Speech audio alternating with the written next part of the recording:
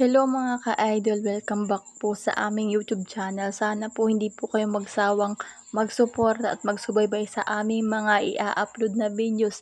At yun mga ka-idol, ngayon na lang po lamang kami naka-upload ng aming videos dahil po yung ginagamit namin na cellphone ay punong-puno na mga ka-idol. Ilang memory na lang po yung mga ka-idol ang natitira sa cellphone na yun, kaya hindi po kayo masyadong nakaka-upload kasi yun nga, punong-puno mga ka-idol. At ngayon mga ka-idol, pupunta tayo ngayon sa may maliit na sapaupan mga ka-idol kasi nga mga ka-idol, ang sabi ni kasi nga mga ka-idol, ang sabi ni idol nyo ay baka daw maraming isdang nanirahan na dun sa maliit na sapa mga ka-idol. At yun nga mga ka-idol, malapit na nga kami doon. At syempre, hindi natin lalampasan yung mga palay mga ka-idol kasi yun lang naman yung pwedeng pagdaanan mga ka-idol. Sa gilid lang po talaga ng palayan mga ka-idol. At yun nga, yung batang nasa unahan ko mga ka-idol ay ang bilis-bilis niya ding maglakad. Yun mga ka-idol. Andito kami sa may bukid, meron din mga tanim mga ka-idol, mga gulay. Syempre, alangan mga ka-idol, hindi pagtatamnan mga ka-idol, sayang naman yung espasyo niya mga ka-idol, ano. Kaya kung bubunga may pagkukuhanan ng gulay mga ka-idol. At yun nga mga ka-idol, malapit na kami sa may baka at dun mga ka-idol sa tabi niya lang po yung maliit na sapa mga ka-idol na sinasabing maraming isda, siguro yung nakatira mga ka-idol. At nandito na nga kami mga ka-idol, may pahay pa ulit tayo sa baka nating nakikita mga ka-idol, na baka ng ating kapitbahay. Yan mga ka-idol, pupunta na kami. Ayan na mga ka-idol, nakikita ko na sila kasi nandito lang naman mga ka-idol, malapit lang naman siya mga ka-idol. Yan o, si ating idol Justin mga ka-idol, pangiti-ngiti pa siyang nalalaman.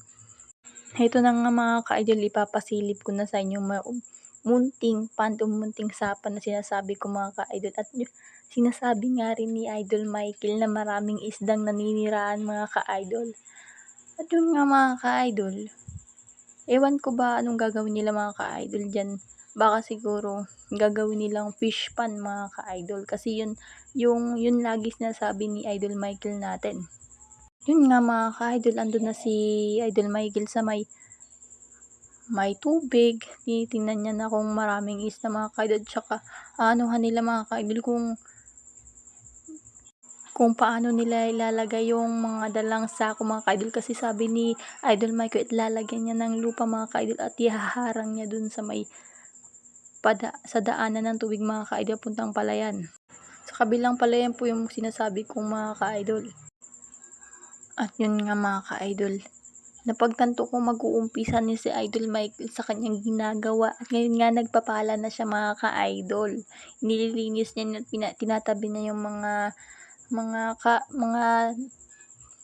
yung mga damong nakapaligid dun mga ka-idol. At yun nga idol, tingnan nyo at sisimula ng mga ka-idol, kasama natin si Idol Justin na isa din sa masipag nating pamangkin mga ka-idol.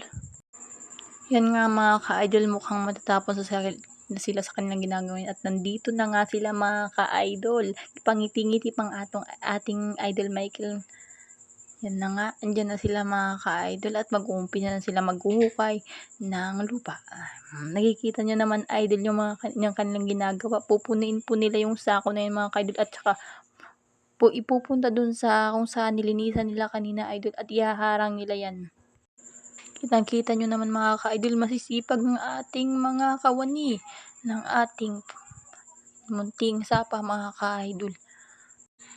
Kahit ramdam na ramdam yung init mga ka-idol kasi matirik talaga yung init, yung sikat ng araw dyan mga ka-idol. Tinitiis lamang ka-idol kasi sayang yung mga isdang lumalangoy ata dyan mga ka-idol kasi sa akin nakikita namin maraming ang isda mga ka-idol at saka marami kaming hipon nakikita nagsipag talunan mga ka-idol. At saka mga ka-idol, nagbunot din pala ng mga damo-damo dyan si Idol Michael dahil sa ilalagay nila sa sako mga ka-idol. May mga chismisang dyang nangyayari mga ka-idol pero tuloy-tuloy pa rin mga ka-idol. At yun nga mga ka-idol, nakikita nyo si Idol Michael yung wala, akala mo naman kung ano yung inawa ka dyan sa may saging mga ka-idol. Baka meron siyang nakitang tilapia mga ka-idol o kaya mga hipon. Ayun nga mga ka-idol, pinupunta na nga nila yung sako na may nilagyan na may lupa mga ka-idol. Lalagay nila dun sa may daanan mga ka-idol para ang yung tubig ma-stack mga ka-idol. At yung sinasabi ni Idol Michael mga ka-idol na gagawin nila yan para hindi halos maubusan ng tubig agad, para may pagkuhanan din ng tubig mga ka-idol kapag magdidilig dun sa mga taniman na nakikita nyo yung mga ka-idol kanina. Nakikita nyo naman mga ka-idol, medyo nililimas muna ni Idol Michael yung tubig sa paglalagyan nila dun na may nalagay na sa ako mga ka-idol. At tingnan nga natin mga ka-idol kung ano pa ang kanilang gagawin mga ka-idol.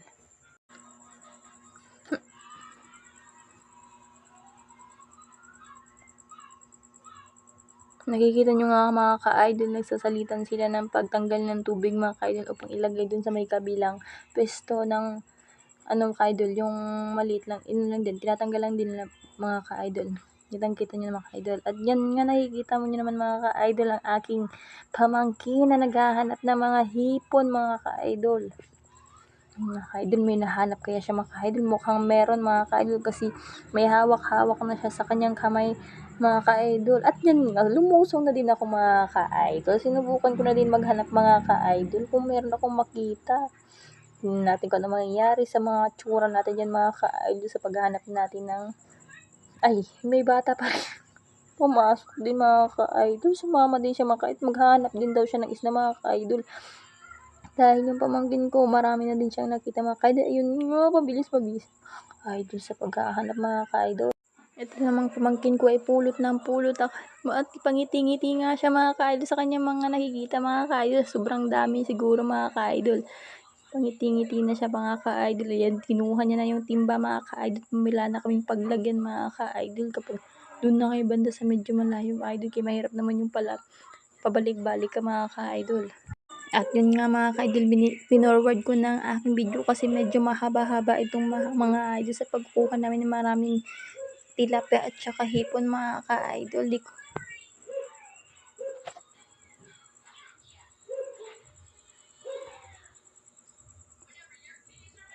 Hindi ko nga alam mga ka-idol kung anong gagawin na natin.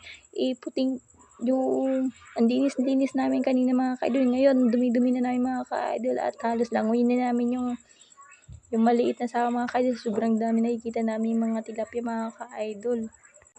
Sobrang tuwa nga namin mga ka-idol kasi minsan nang kami makakuha ng maraming isda mga ka-idol sa maliit lamang na sapa mga ka-idol na hindi mo na kailangan mamingwid o kaya magtabukol mga ka-idol. Maglagay lang ng bat mga ka-idol yan kamay lang gagamitin mga ka-idol. Makakuha mo na siya at magkapkap ka lang mga ka-idol.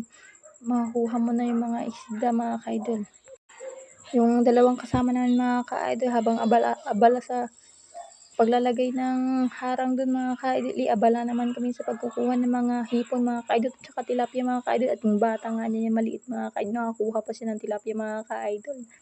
Tuwang-tuwa pa siya mga ka-idol kasi nakakuha siya ng tilapia dyan mga ka-idol. Yung maliliit lamang na tilapia mga ka-idol kasi maliit lang naman na yun mga ka-idol, sapa. At marami pa kami nakikitang mga million fish dyan mga ka-idol. Sobrang liit, meron pa matitilapia mga maliliit mga ka-idol, kaya hindi namin kinukuha mga ka-idol para kung sakaling mabubuhay pa sila mga ka-idol, pwedeng maparami pa nila yung lahi nila mga ka-idol. Ang saya talaga tingnan mga ka-idol yung nangunguha ka ng isda na hindi mo halos binababad ang sarili mo sa mahabang oras mga ka-idol, tulad na naman ng pamimingwit na halos minsan hindi mo alam kung may mahuhuli, may kakain ng pain mo mga ka-idol. Ito mga ka-idol, maganda na sulit pa mga ka-idol.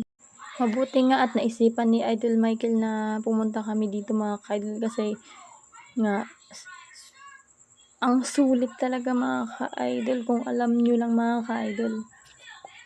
Habang namumulot naman kami mga ka-idol, naghahanap, nagkakalkal ng lupa mga ka-idol at para makahanap ng isda ay busy naman ang aking mga ibang kasama mga ka-idol sa pagbubuhat ng sako mga lalagay na nila dun sa gilid mga ka-idol at inumpisan mga ka-idol. Tingnan mo nga naman si Idol at saka si Idol Michael at saka Idol Justin mga ka-idol mo. Naghihilaan at saka nagtutulakan ng sako kasi masyadong mabigat mga ka-idol. Lalo na pagbasa mga ka-idol kasi minsan nandun sila sa gilid kumukuha ng ilalagay nila dyan sa sako mga ka-idol na binitbit namin kanina. Yung sako na yun mga ka-idol galing yan dun sa pinagtrabahoan ni Idol Michael at hiningi niya yung mga ka-idol upang kanyang ding mapakinabangan mga ka-idol. At pinabilis ko na nga lang ang aking video mga ka-idol dahil sa pagtatansya ko mga ka-idol nasa 3.5 kaming oras na nakaano dyan mga ka-idol. Wala naman kami masyadong ginagawa mga ka-idol. Nag-ano lang kami, naghahanap lang kami ng mga isda mga ka-idol. Yun lang ang ginagawa mga ka-idol. Tsaka yung ginagawa ng dalawa pa namin kasama kayo sa Idol Michael, Idol Just mga ka-idol. Nag-ano na yung nagbubuhat ng mga sakot mga idol at naglalagay dun sa gilid mga idol upang hindi makadaloy yung tubig mga ka-idol at ma-stack yung tubig mga ka-idol. Yun nga sa mahabang pagngunguha namin ng mga isda mga ka-idol gamit lamang kamay masaya na mga ka-idol at marami kaming may ulam ngayon mga ka-idol. Sa tagal naming nagbabad dun sa putikan mga ka-idol upang manguha ng isda nagaya na rin si Idol Michael upang umuwi mga ka-idol. Sobrang tirik pa din yung sikat ng araw dyan mga ka-idol pero anong oras ni mga idol, mga hapon ni mga ka-idol.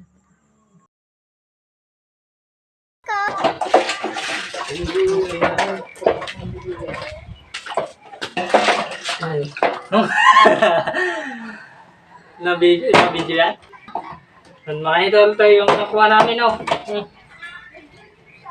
Dami. Oh.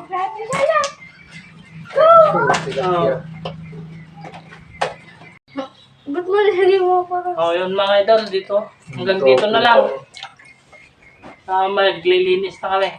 Nakain pa kami.